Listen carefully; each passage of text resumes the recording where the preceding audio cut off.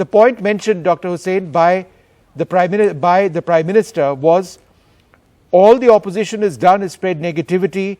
If they lose polls, they blame the EVMs. If they lose polls, they blame the Election Commission. If a judgment doesn't go their way, they blame the Supreme Court. If corruption is being probed, they blame the agencies, etc., etc. So the point is that you have nothing constructive to say about this government. How would you respond? So what is negativity about this report? Don't you think that there is some research that has been done by some company which is there in public domain? Don't you think some pertinent questions have been raised against the government? Don't you think there are shell companies? Don't you think that the person that is there in the question has travelled with the Prime Minister of the country to several countries?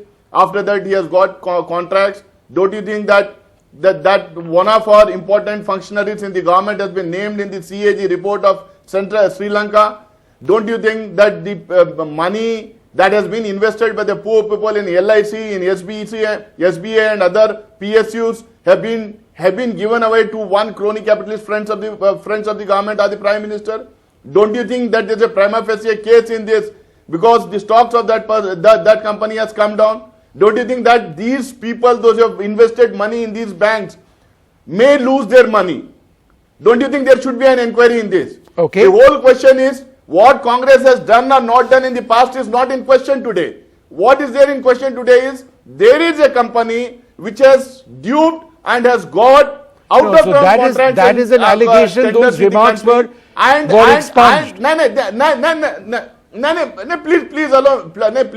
Please allow me to continue. Yes. And there are allegations of not only